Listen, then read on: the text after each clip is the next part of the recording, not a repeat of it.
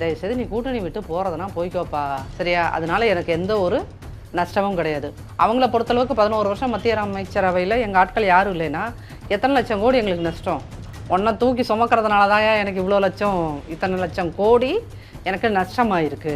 அதனால் தயவுசெய்து நீ போகிறதுனா போ, எனக்கு அதனால் ஒரு இது இல்லை. 4 வருஷம் திமுக கஞ்சா கடத்தினா கம்முன்னு இருந்துச்சு. காங்கிரஸ் கிட்னியை விற்றுச்சுன்னா காங்கிரஸ் அமைதியாக இருந்துச்சு. விவசாயிகளை வந்து சிறையில் போட்டாலும் காங்கிரஸ் அமைதியாக இருந்தது. பட்டியலின மக்கள் மீதான வன்முறை நாளுக்கு நாள் அதிகரித்தாலும் காங்கிரஸ் கம்முன்னு இருந்தது. அப்போ எல்லா மக்கள் விரோத செயலுக்கும் நீங்கள் அமைதியாக இருந்துட்டு இன்றைக்கி எலெக்ஷன் வந்தோடனே எனக்கு ஆட்சியில் பங்கு அவியலில் பங்குன்னா யார் தருவா? செல்வ பெருந்தகை மட்டும் திமுகவை தடவி கொடுத்து பேசுற மாதிரியே இருக்கு. ஏன்னா அவர் வந்து ஒரு பதில் சொல்லியிருக்காரு. அவர் சொன்னதுக்கு அப்புறமும் அதெல்லாம் எங்களுக்குள்ள எந்த பிரச்சனையும் இல்லை, இரு கட்சி தலைவர்களும் பேசி முடிவெடுத்துப்பாங்க அப்படின்ற மாதிரிலாம் சொல்லியிருக்காருமா. இன்கேஸ் அந்த சீட்டில், அந்த மாநில தலைவருங்கிற சீட்டில் செல்வ பெருந்தகை அல்லாத வேற யாராவது ட்ரூ காங்கிரஸ்மேன் மிக நிச்சயமாக இதற்கு மிக மோசமான எதிர்வினையை ஆற்றியிருப்பார்கள். ஆட்சியில் பங்கு இல்லைன்னு சொல்கிறீங்களா, அப்புறம் என்னத்துக்கு எங்களை கூப்பிடுறீங்க? விட்டுருங்க சார். எனக்கு போனால் 18 எம்எல்ஏ 17 எம்எல்ஏ சீட்டு தானே போகும், எம்எல்ஏ இல்லாமல் தானே போவோம், உனக்கு ஆட்சியே இல்லாமல் போகும் பரவாயில்லையான்னு கேட்டார். அதுதான்.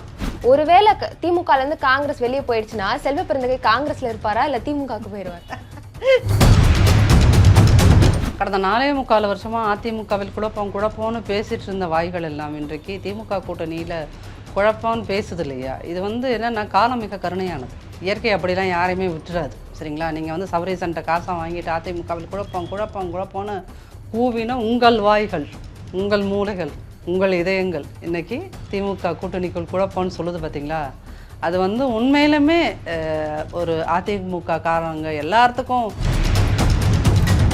ஒவ்வொரு அதிமுக காரங்களும் திமுகவும் காங்கிரஸும் அடிச்சுக்கிட்டு நாடுறத உட்காந்து பேச ஆரம்பித்தாங்கன்னா திமுக தற்கொலை செஞ்சுக்கணும். வணக்கம். வணக்கம். காங்கிரஸ் பார்த்தீங்கன்னா மேம் ரொம்ப நாளாகவே ஆட்சியில் பங்கு அதிகாரத்தில் பங்கு அப்படின்னு கேட்டுட்டு இருந்தாங்க. ஆனால் ஸ்டாலின் அவர்கள் வந்து ஆட்சியில் பங்கு அப்படின்றது தமிழ்நாட்டுக்கு ஒத்து வராதுன்னு சொல்லிட்டாரு. இப்போ காங்கிரஸ் என்ன மேம் பண்ணுவாங்க? இல்லை, அது அந்த ஒரு பதிலை அவர் ஏன் சொல்கிறாருங்கிறதுல தான் எல்லா அரசியலும் இருக்குது. அப்படின்னா என்னென்னா, இவங்க வந்து ரொம்ப நாளாக, இது ஒரு 2-3 மாதங்களாக இந்த விஷயம் போயிட்டே இருக்குது. வந்து எங்களுக்கு ஆட்சியில் பங்கு வேண்டும்னு காங்கிரஸில் இது வரைக்கும் எம்பியா இவரெல்லாம் இருந்தாரான்னு தெரியாத ஆட்கள்லாம் கூட பேச ஆரம்பிச்சிட்டாங்க. வேறு அந்த கட்சியில் இருக்கின்ற பிரதான தலைவர்கள் யாருன்னு, இவரெல்லாம் தலைவரா அப்படின்னு நினைக்கிற மாதிரியான பிரவீன் சக்கரவர்த்தி மாதிரியான ஆட்கள்லாம் கூட சத்தம் கொடுக்க ஆரம்பிச்சிட்டாங்க. ஆனால் இவங்க சத்தம் போடுறாங்க. அந்த பக்கம் காங்கிரஸோட டெல்லி பொறுப்பாளர்கள் ராகுல் காந்தி உள்பட எல்லோரும் ரொம்ப சைலண்ட்டாக இருக்காங்க. அப்படின்னா ஒருவேளை அவங்களும் இந்த பேச்செல்லாம் நீங்கள் பேசுங்க அப்படின்றத ஒத்துக்கிறாங்களா, இல்லை அவங்க அதை ரசிக்கிறாங்களான்றது தெரியல. இங்கே ஸ்டாலின் தரப்பில் திருப்பி என்ன சொல்கிறாங்க அப்படின்னா, எனக்கு ராகுல் காந்தி அண்ணன் மாதிரி, என்ன தம்பி மாதிரி, நானும் அவருக்கு அண்ணன் மாதிரி, அவர் எங்கள் குடும்பத்தில் ஒரு உறுப்பினர், நாங்கள் 2 பேரும் ஒரே தட்டில் தான் சாப்பிடுவோங்கிற ரேஞ்சுக்கு அவர் பேசிக்கிட்டு இருக்காரு. ஏன் இந்த முரண்பாடு அப்படிங்கிறது தான் இதில் முக்கியம். ஒரு பக்கம் பார்த்திங்கன்னா, நாங்கள் 2 பேரும் ஒட்டி பிறந்த இரட்டை குழந்தைகள்ங்கிற ரேஞ்சில் பாசமழை. இந்த பக்கம் வந்து நீ என்னத்தை வேணாலும் கேளு, ஆனால் உனக்கு நாங்கள் ஆட்சியில் நான் பங்கு கொடுக்க மாட்டேன் அப்படிங்கிறாங்க. அப்போ அந்த ஆட்சியில் நான் பங்கு கொடுக்க மாட்டேன்னு சொல்கிறது என்ன அர்த்தம்? நீ என்னத்தை வேணாலும் கரடியாக கற்று, நான் கண்டுக்க மாட்டேன். ஏன் கண்டுக்க மாட்டேன்னா, நானும் ராகுல் காந்தியும் நல்ல அண்டர்ஸ்டாண்டிங்கில் இருக்கோம், நாங்கள் 2 பேரும் பேசி தீர்த்துப்போம், நீங்களாம் இடையில இருக்க இந்த அலுசிலெல்லாம் பேசாதீங்க அப்படின்னு சொல்கிறது ஒரு புறம். இன்னொன்று என்னென்னா, தயவுசெய்து நீ கூட்டணி விட்டு போகிறதுனா போய்க்கோப்பா, சரியா? அதனால எனக்கு எந்த ஒரு நஷ்டமும் கிடையாது. உன் கூட கூட்டணி சேர்த்ததுனால தான் நாங்கள் மத்தியில் எனக்கு ஒரு அவங்களோட இல்லைன்னா, அது வரைக்கும் திமுக வந்து காங்கிரஸ் ஆட்சியில் இருந்த போதும் கூட்டணியில் இருந்தாங்க. அங்கே மத்தியில் பாஜக கூட்டணியில் இருந்த போதும் மத்திய அமைச்சர்களாக இருந்தாங்க. எல்லாம் பெரிய பெரிய போர்ட்ஃபோலியோவாக வாங்கி இருந்தாங்க. இப்போ இவங்க கூட இந்த 11 வருஷமாக இருக்கிறதுனால தான் இப்போ திருப்பி போய் பாஜக கூட கூட்டணி வச்சு அங்கே மத்திய அமைச்சரவையில் அவங்க ஆட்கள் யாருமே மத்திய அமைச்சர் ஆக முடியல. அப்படிங்கும்போது அவங்கள பொறுத்தளவுக்கு 11 வருஷம் மத்திய அமைச்சரவையில் எங்கள் ஆட்கள் யாரும் இல்லைன்னா எத்தனை லட்சம் கோடி எங்களுக்கு நஷ்டம், சரியா? ஒன்றை தூக்கி சுமக்கிறதுனால தான் எனக்கு இவ்வளோ லட்சம், இத்தனை லட்சம் கோடி எனக்கு நஷ்டமாயிருக்கு. அதனால் தயவுசெய்து நீ போகிறதுனா போ, எனக்கு அதனால் ஒரு இது இல்லை. நீ போகிறதுனால என்ன ஆகும்? சிறுபான்மையினர்கள் எனக்கு ஓட்டு போட மாட்டாங்க, அவ்வளோதானே, அதை நாங்கள் மேனேஜ் பண்ணிக்கிறோம் அப்படிங்கிற மாதிரியான ஒரு இடத்துக்கு வந்துட்டாங்க. ஏன்னா அவங்களுக்குமே நல்லா தெரியும் 26 மே மாதம் நம்ம ஆட்சியில் உட்கார மாட்டோம் அப்படிங்கிறது அவங்களுக்கு நல்லா தெரிஞ்சு போச்சு. தெரிஞ்சிருச்சு. தெரிஞ்சதுக்கப்புறம் தான் அவங்க வந்து நீ வந்தாவா வராட்டி போகணும். ஒருவேளை வருவோம் அப்படிங்கிற மாதிரியான ஒரு நம்பிக்கை இருந்ததுன்னா, வரணுங்கிற ஒரு ஆசை இருந்ததுன்னா அவங்க என்ன பண்ணுவாங்க, காங்கிரஸ் நிறைய ஒரு வகையில் கன்வின்ஸ் பண்ணி சரி வாங்க சார் பேசலாம் போகலாம் வரலன்னு சொல்லுவாங்க. அப்போ அவங்களுக்கே வந்து ஒரு வகையில் ரிசல்ட் தெரிஞ்சிருச்சு. ஏன்னா உளவுத்துறை அவங்களுக்கு ரிப்போர்ட் கொடுத்துக்கிட்டு தான் இருக்கும். மக்கள் மத்தியில் எங்கெங்கே எந்தெந்த செக்டார் மக்கள் வந்து நம்ம மேலே வெறுப்பாக இருக்காங்க, இந்த ஆட்சியின் மீது வெறுப்பாக இருக்காங்கன்றத சொல்லிகிட்டே தான் இருக்க போகிறாங்க. அப்போது இவர்களுக்கு வெளியே வந்து நாங்கள் 220 சீட்டை நாங்கள் தான் ஜெயிப்போம், 234 நாங்கள் தான் ஜெயிப்போம்லாம் கதை விடலாம். அது வந்து நம்ம உள்ளுக்குள்ளே எவ்வளோ பயந்துருக்கோமோ அந்த பயந்துருக்கிறதுக்கு ஏற்ற மாதிரி தான் நம்மளுடைய பேச்சு இருக்கும். ஸோ அந்த மாதிரி தான் இதெல்லாம் இந்த வடிவேல் காமெடி மாதிரி தான். பேஸ்மெண்ட்டு வீக்கு, பில்டிங் ஸ்ட்ராங்குன்ற மாதிரி தான். இங்கே அவங்களுக்கு அவங்க ஃபவுண்டேஷன் ஆடி போயிருக்குது. ஆனால் சும்மா வந்து அவர் வந்து இந்த நடுக்கத்தில் தான் அதெல்லாம் சொல்லிக்கிட்டு இருக்க மாதிரி தான் நம்ம பார்க்கணும். ஆக்சுவலி அவங்க வந்து காங்கிரஸ் வெளியே போவதை தான் திமுக விரும்புதுன்னு நான் நினைக்கிறேன். ஆனால் மேம் எம்பி மாணிக்கம் தாகூர் வந்து என்ன சொல்லியிருக்காருன்னா, ஒரு கட்சி ஆட்சியா இல்லை கூட்டணி ஆட்சின்றதை மக்கள் தான் முடிவு பண்ணணும். நாங்கள் வந்து ஒரு பெரிய தப்பு பண்ணிட்டோம், 2006 வந்து மக்களோட தீர்ப்பை நாங்கள் செயல்படுத்தாமல் போயிட்டோம் அப்படின்ற மாதிரி அவர் பேசியிருக்காரு மேம். 2006 ஆமாம், அன்னைக்கு வந்து கருணாநிதி 96 சீட்டு வாங்கி மைனாரிட்டி ஆட்சி அது. அப்போது அம்மா கூட வந்து மைனாரிட்டி கவர்மெண்ட்னு ஒவ்வொரு முறையும் சட்டமன்றத்தில் குறிப்பிடுவாங்க. வெறும் 96 சீட்டு தான், ட்ரிபிள் ஜெட்டில் 100 கூட அவங்களால வாங்க முடியாமல் போச்சு. ஸோ அந்த ஒரு இக்கட்டான சூழ்நிலைகள் அன்றைக்கி காங்கிரஸ்லாம் அவங்களுக்கு கை கொடுத்தது. காங்கிரஸ் கிட்டத்தட்ட ஒரு 35 சீட்டுக்கு மேலே அன்றைக்கி இருந்தாங்க, எல்லாம் கை கொடுத்தார்கள். அது கண்கட்ட பிறகு சூரிய நமஸ்காரம் எதுக்கு? 2006 நீங்கள் விட்டுட்டு 2026 எத்தனை 20 வருஷம் கழிச்சு வந்து புலம்புறதுனால அன்றைக்கி 2006 எல்லாம் மாணிக்கம் தாகூர் காங்கிரஸில் என்னவா இருந்தாருன்னு தெரியல 20 வருஷத்துக்கு முன்னாடி. ஸோ இன்றைக்கி வந்து அவர் 3 வாட்டி எம்பி ஆயிருக்காருன்னா அது திமுக தயவில் தான். அதுவும் இருக்குது. அதாவது என்னென்னா திமுக என்ன நினைக்குது, மாணிக்கம் தாகூர் மாதிரியோ இல்லை ஜோதிமணி மாதிரியான ஆட்களையோ என்ன நினைக்குதுன்னா, நீ எம்பியாக இருக்கிறதே நான் போட்ட பிச்சை, நீ எனக்கே இவ்வளோ சவால் விடுவியா, உன்னை அங்கே கரூரில் ஜெயிக்க வச்சது யாருமா, நாங்கள் தானே. அதான் தளபதி பேசியிருந்தார். எங்கள் தொகுதிக்கு 4000 சீட்டை வச்சுக்கிட்டு ரொம்ப பில்டப் கொடுத்துட்ருக்காங்க அப்படின்னு சொல்லிட்டு. அப்போது திமுக இந்த சைடை வந்து உங்களோட 4000 ஓட்டு எனக்கு தேவையில்லப்பான்னு சொல்லிட்டு போகிறதுக்கு தைரியம் இவங்களுக்கு வேணும். இவங்களுக்கு அந்த தைரியம் கிடையாது. அப்போ 2006 அந்த முடிவை எடுத்துருக்கணும் அப்படின்னு சொன்னீங்கன்னா, அன்றைக்கி 2006 காங்கிரஸோட மாநில தலைவர்களாக இருந்தவர்கள் வந்து அந்தளவுக்கு ஒரு ஸ்ட்ராங்கான தலைவர்களாக யாரும் இல்லை. காங்கிரஸுக்கு வந்து காங்கிரஸில் மாநில தலைவராக இருக்கின்றவர்கள் எல்லாருமே திமுகவை ஏதோ ஒரு இடத்துல தாங்கி பிடிக்கக்கூடிய மனநிலைமையில் இருக்கிறவர்கள் தான் இங்கே தலைவராகவே முடியுங்கிற சிச்சுவேஷன் தான் இருக்குது உண்மையிலுமே.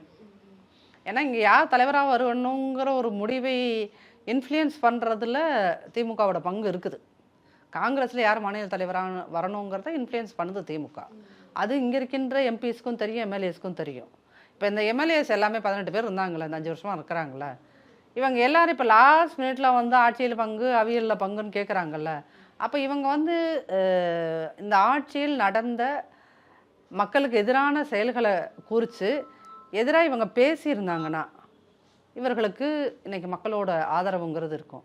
4 வருஷம் திமுக கஞ்சா கடத்தினா கம்முன்னு இருந்துச்சு காங்கிரஸ், கிட்னியை விற்றுச்சுன்னா காங்கிரஸ் அமைதியாக இருந்துச்சு, விவசாயிகளை வந்து சிறையில் போட்டாலும் காங்கிரஸ் அமைதியாக இருந்தது, பட்டியலின மக்கள் மீதான வன்முறை நாளுக்கு நாள் அதிகரித்தாலும் காங்கிரஸ் கம்முன்னு இருந்தது.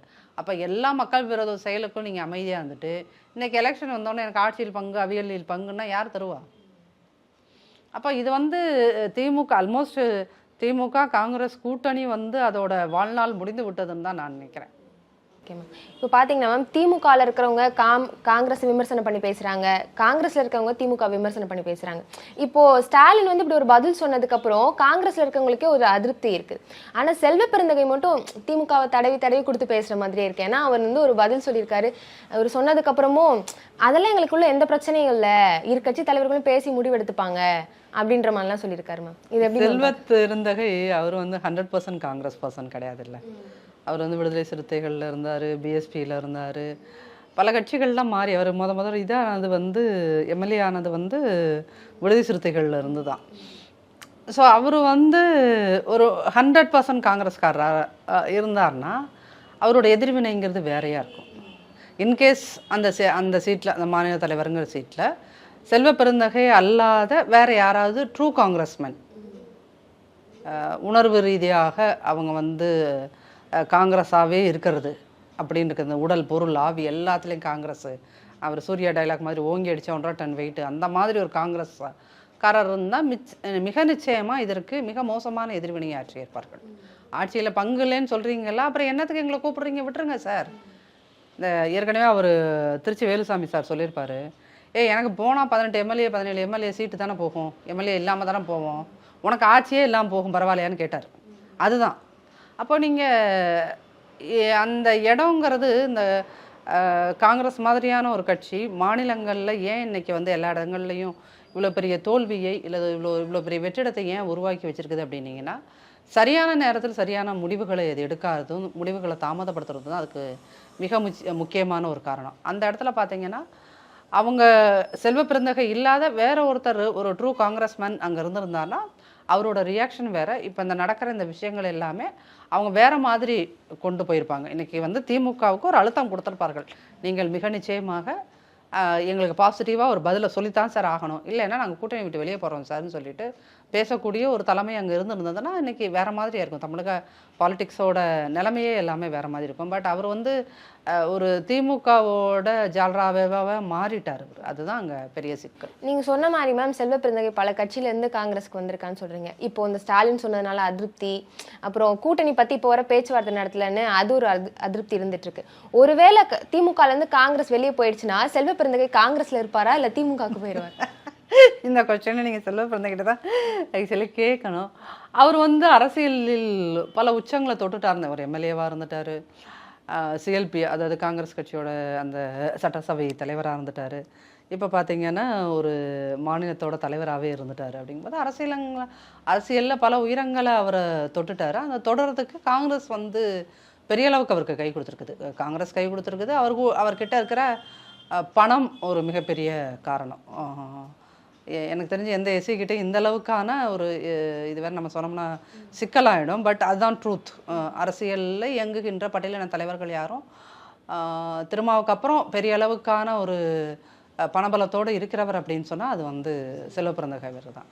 அப்போ அப்படிங்கும்போது அந்த இடம் இருக்கு இல்லையா, அவர் உட்காந்துருக்கிற அந்த இடம், ஒரு மாநிலத்தின் தலைவர், அந்த அதிகாரம், ஒரு ஒரு ஒரு அந்தஸ்து, சமூக அந்தஸ்து, இது வேற. திருப்பி நீங்கள் திமுகவுக்கு போனால் திருப்பி ஐயாசாமி தான், சரிங்களா? அப்போ வந்து என்னென்னா காங்கிரஸ் வந்து செல்வ பிறந்தகை அவர்களுக்கு வந்து என்ன காலங்காலமாக ஒரு இடுப்பில் துண்டு கட்டியிருந்ததை தூக்கி தலையில் கட்ட வச்சுருக்கு. அவர் திருப்பி தலையில் கட்டியிருந்த அந்த ஒரு தலையில் கட்டுறதுக்கு அது துண்டு கிடையாது இல்லையா, அது வேறு ஏதோ ஒரு பேர், ஒரு கௌரவமாக இது தலப்பாகை.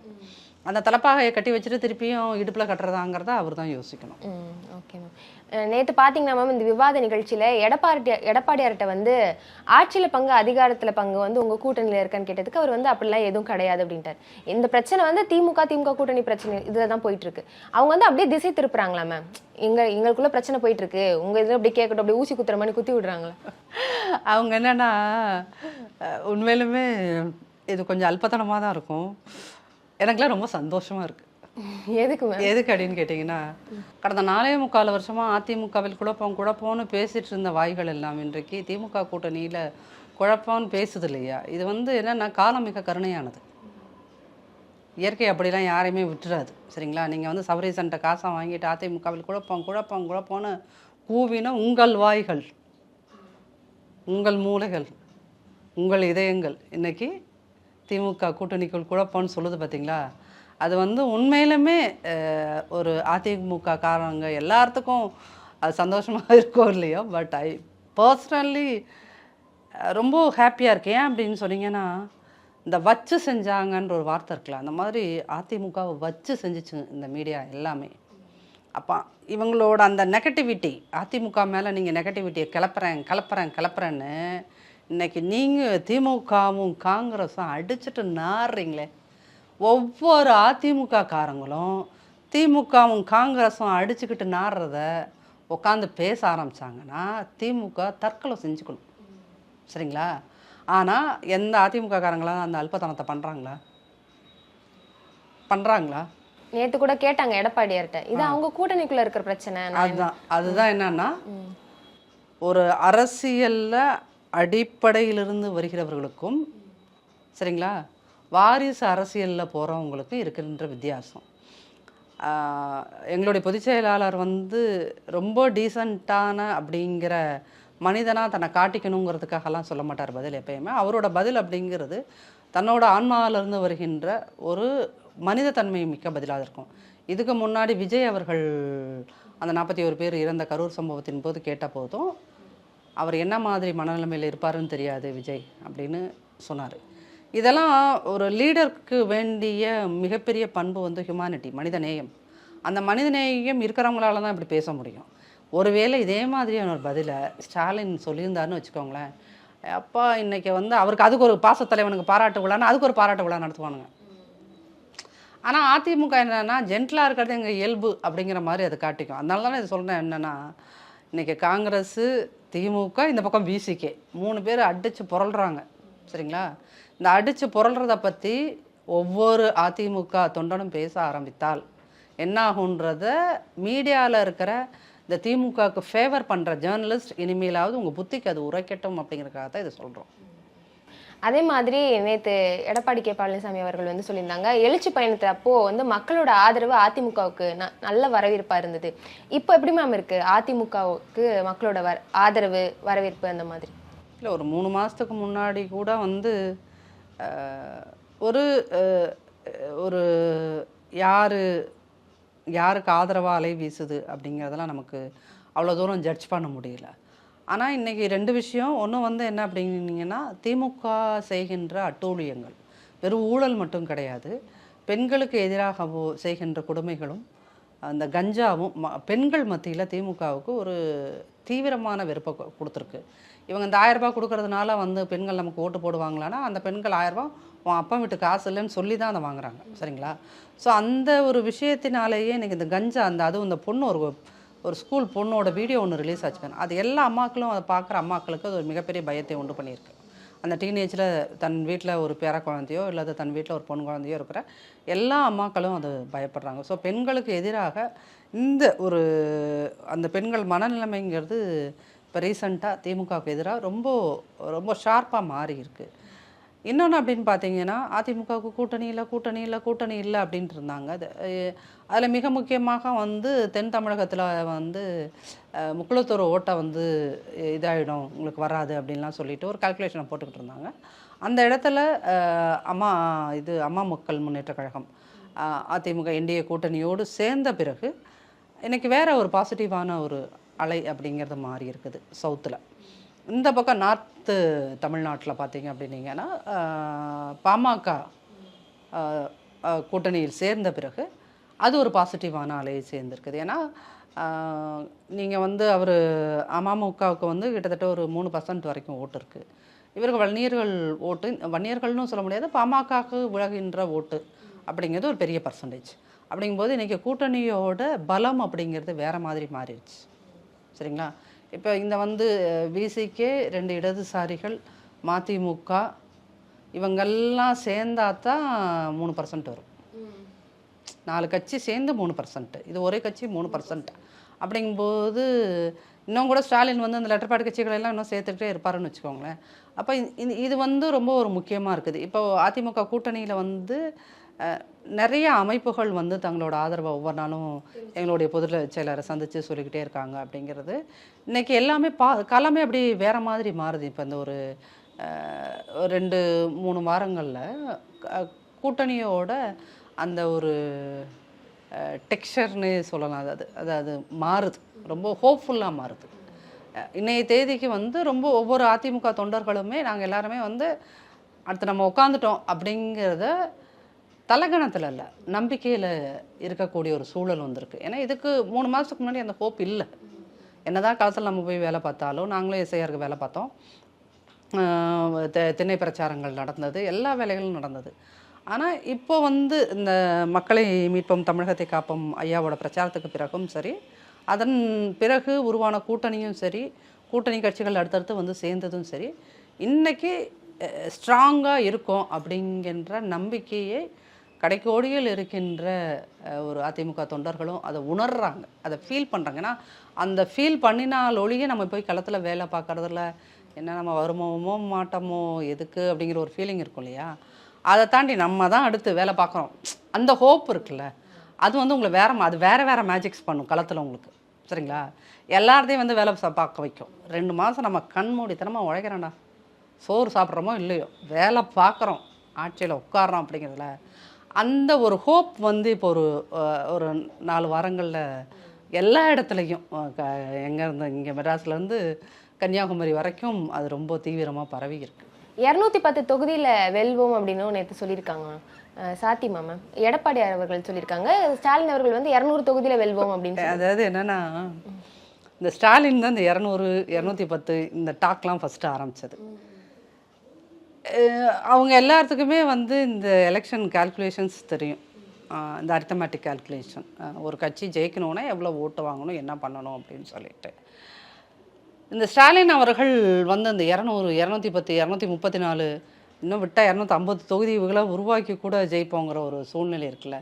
இங்கே நம்ம முன்னாடி யாருமே ஒரு ஜோசியம் சொல்கிறோன்னு வச்சுக்கோங்களேன், இவ்வளோ தான் வரும் அவ்வளோதான் வரும்னு அந்த ஜோசியம் ஸ்டாலின் சார் தான் ஃபஸ்ட்டு அந்த ஜோசியத்தை கிளப்பி விட்டார். 200 நான் உட்காந்துருவோம், 250 நாங்கள் தான் உட்காருவோங்கிற ரேஞ்சுக்கு இருக்கு. ஐயா இருக்கிறதே 234 தொகுதிங்க தான் ஐயானா அவர்கிட்ட போய் அப்பப்போ நம்ம ஞாபகப்படுத்தணும். அந்த ஓவர் கான்ஃபிடென்ஸ் உடம்புக்காகாதுன்னு ஒரு சினிமா டைலாக் மாதிரி தான் இது. இன்றைக்கி அதிமுக வந்து திமுகவுக்கு கவுண்டர் கொடுக்கறதுக்கு தான் அந்த வசனத்தை சொல்ல வேண்டிய ஒரு நிர்பந்தம் தான் அது. ஆனால் உண்மையில் வந்து நீங்கள் வந்து 210 சாத்தியமா அப்படின்லாம் கேட்டிங்கன்னா, அது வந்து என்னை பொறுத்தளவுக்குன்னு இல்லை, எல்லாத்துக்குமே அது தெரியும் வந்து அது வந்து ஒரு மிதமிஞ்சிய எதிர்பார்ப்பு. அது ஐயாவுக்குமே தெரியும். சரிங்களா, ஆனால் ஒரு ஒரு தொண்டரை வந்து நீங்கள் உற்சாகப்படுத்த வேண்டிய நேரத்தில் அதை சொல்லணும் அப்படிங்கிற இடத்துல தான் அவரும் அதை சொல்லியிருக்காரு. பட் அதிமுக இது வரைக்கும் அதிமுகவோட இந்த 53 ஆண்டுகால வரலாற்றில் அது ஒருபோதும் தன்னுடைய எதிர்க்கட்சி அந்தஸ்தை இழந்ததில். திமுக 2 வாட்டி இழந்திருக்கு. 91 SR Balasubramaniam Congress and captain இவங்க தான் எதிர்க்கட்சி தலைவராக இருந்தாங்க. இதெல்லாம் கருணாநிதி நல்லா ஹெல்த்தியாக வாழ்கிற காலத்திலேயே சந்தித்த அவமானங்கள், எதிர்க்கட்சி அந்தஸ்தை இழந்தது அப்படின்றது. அதிமுக வந்து இப்போ 10 வருஷம் ஆட்சியில் இருந்துட்டு 2021 75 சீட்டு.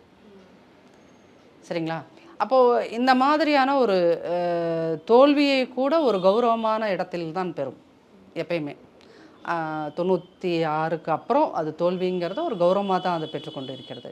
ஸோ அந்த வகையில் இந்த இந்த தேர்தல் அப்படிங்கிறதும் இந்த வெற்றி அப்படிங்கிறதும் ஒரு மிகப்பெரிய ஆச்சரியத்தை உருவாக்கக்கூடியதாக, அந்த ஆச்சரியத்தை கொடுக்கக்கூடிய நம்பர்ஸாக அது இருக்கும். Okay ma'am. இந்த விவாத மேடையில் மேம் எடப்பாடியார் அவர்கள்ட்ட கேட்குறாங்க, நீங்களும் ஸ்டாலின் அவர்களும் ஒரே விவாத மேடையில் விவாதிக்க தயார். எடப்பாடியார் அவர்கள் வந்து நான் ரொம்ப நாளாக கூப்பிட்டுட்டு தாங்க இருக்கேன், அவர் தான் வரமாட்டுறாரு அப்படின்ற மாதிரி. இப்போ இதெல்லாம் ஒரு பாப்பார் தானே மேம், பார்த்துட்டு இப்போ வர நிறைய மேடைகளில் எடப்பாடியார் அவர்கள் சொல்லியிருக்காங்க, ஒரு தடவை கூட அதுக்கு பதிலோ ஓகே அந்த எதுவுமே சொல்ல மாட்டாரே மேம். ஏன் மேம் ஸ்டாலின் அவர்களுக்கு பயமா எடப்பாடியார்? வந்து இதுக்கு நான் ஒரு எப்படி சொல்கிறது, ஒரு மனிதாபிமானத்தோட ஆன்சர் பண்ணணும்னு நினைக்கிறேன். என்ன அப்படின்னீங்கன்னா, உண்மையில் ஸ்டாலின் அவர்களுக்கு உடல்நிலை சரியில்லை. சரிங்களா, 2வது அவர் மீது படுபயங்கரமான அழுத்தம் இருக்கிறது. இந்த பக்கம் கனிமொழியா உதயநிதியா சபரீசனா அப்படின்னு குடும்பத்துக்குள்ள அந்த குடுமிப்பிடி ஆட்டம் மாதிரி யார் குடுமி யார் கையிலங்கிற மாதிரி பிச்சுக்கிட்டு இருக்காங்க. அந்த அழுத்தம் ஃபுல்லாக அவர் மேலே இருக்குது. 2வது அவருக்கு உடல்நிலைங்கிறது அதை அவர் அடிக்கடி ஃபாரின் கண்ட்ரிஸ் போகிறது ரீசன் அதுதான் அப்படின்றது அவருக்கும் தெரியும், மீடியாவுக்கும் தெரியும், ஆனால் மீடியா சொல்லாது. சரிங்களா, அப்போ உடல்நிலை சரியில்லை, அதீதமான குடும்ப பிரச்சனை சிக்கல்களில் அவர் இருக்கிறாரு. 2வது வந்து ஊழல் பிரச்சனை கொடிகட்டி பறக்குது. அப்போது இவ்வளோ பிரச்சனைகள் வர்ற ஒரு மனுஷனால் அத்தனை டேட்டாவும் ஞாபகம் வச்சு சொல்கிறதுங்கிறது அவர் உடல்நல பிரச்சனைனால அது முடியாது.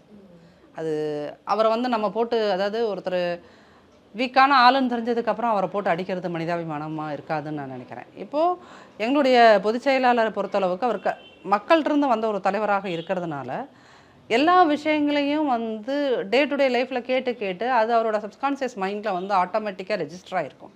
நீங்கள் அப்போ அவர் வந்து இப்போ வந்து எத்தனை கோடி கடன் அப்படின்னு சொன்னீங்கன்னா அதை அந்த டேட்டா கரெக்டாக சொல்லுவார். எல்லா டேட்டாவுமே அவர் கரெக்டாக சொல்லுவார். ஏன் அப்படின்னீங்கன்னா அது அவரோட சப்கான்ஷியஸ் மைண்டில் பதிஞ்சிருக்குது.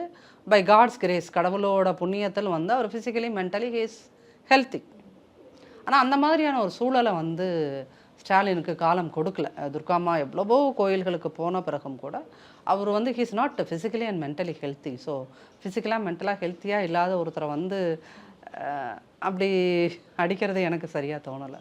Okay ma'am. பல்வேறு கருத்துக்களை பகிர்ந்து கொண்டமைக்கு நன்றி மேம்.